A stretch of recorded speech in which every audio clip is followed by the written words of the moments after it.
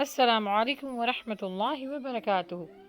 آئیے سنت کے مطابق اپنی زندگی گزارتے ہیں، کیونکہ اللہ کے نبی صلی اللہ علیہ وآلہ وسلم فرماتے ہیں، جس نے میری سنت سے محبت کی، اس پر عمل کیا تو اس نے مجھ سے محبت کی، اور جس نے مجھ سے محبت کی وہ میرے ساتھ جنت میں ہوگا انشاءاللہ۔ تو آئیے اللہ کے نبی صلی اللہ علیہ وآلہ وسلم کا ساتھ حاصل کرنے کے لیے اپنی زندگی کو سنت کا پیکر بنائیں، سنت کے دائی بنیں، تاکہ اس دنیا میں بھی ہم سکون پا سکیں اور آخرت میں بھی ہمارے لیے نجات کا ذریعہ ہو۔ جی تو آج انشاءاللہ ہم سونے کی سنتیں اور اس کے آداب سیکھیں گے۔ سب سے پہلے ہے کہ گھر کے دروازوں کو بسم اللہ پڑھ کے بند کریں۔ پھر جن برتنوں میں کھانے پینے کی چیزیں پڑی ہوں ان کو بسم اللہ پڑھ کے ڈھانک دیجیے۔ کبھی بھی آگ جلتی ہوئی چھوڑ کر نہ سوئیں، بلکہ سونے سے پہلے اس کو بجھا دیں۔ بیوی بچوں کو نصیحت آمیز واقعات سنائیے اور سنت پر عمل کرنا سکھائیے۔ رات کو سونے سے پہلے بیت الخلاء سے فارغ ہو کر وضو کر لیجیے، کیونکہ سونے سے پہلے وضو کرنا سنت ہے۔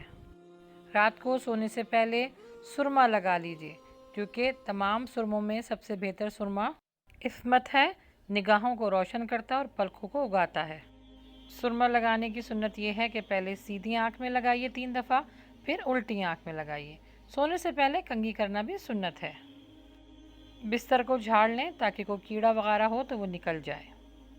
سونے سے پہلے مسواک کر لیں تاکہ دانتوں پر جو گندگی وغیرہ ہے وہ سب صاف ہو جائے۔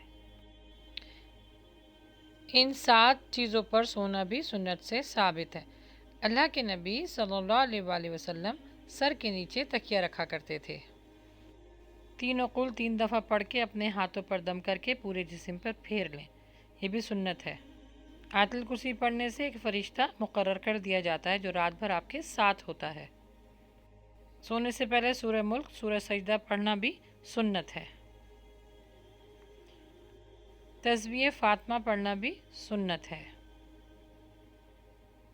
سونے سے پہلے سورہ بقرہ کی آخر کی 2 آیتیں پڑھیں اور اس کے بعد استغفر اللہ کا 100 مرتبہ ورد کریں۔ یہ اسکرین پہ نظر آ رہا ہے یہ بھی آپ پڑھ سکتی ہیں۔ سیدھی کروٹ پر سیدھا ہاتھ سیدھے رخسار کے نیچے رکھ کر سوئیں۔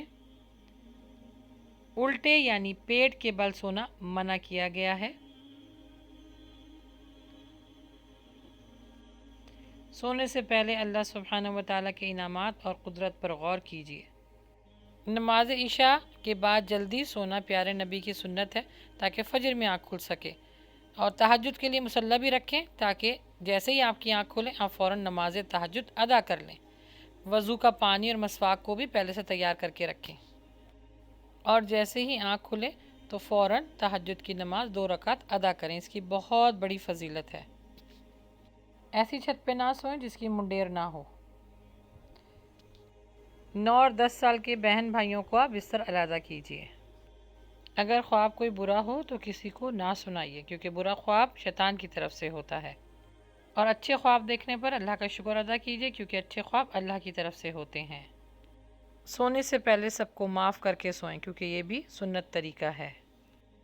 سونے سے پہلے کی دعا، اللہم بسمک اموت و احیا، اے اللہ تیرے نام کے ساتھ میں مرتا ہوں اور میں زندہ ہوتا ہوں۔ آخر میں اور صبح دیر تک نہ سوئیں، کیونکہ صبح دیر تک سونے والے کے جسم میں تنگی آتی ہے، اس سے شیطان کان میں پیشاب کر دیتا ہے۔ اللہ سبحانہ و تعالی ہمیں شیطان کے شر سے بچائے، آمین۔ دعا ہے کہ ہمیں ان سب سنتوں پر عمل کرنے والا بنا دے اور سچا عاشق رسول بنا دے۔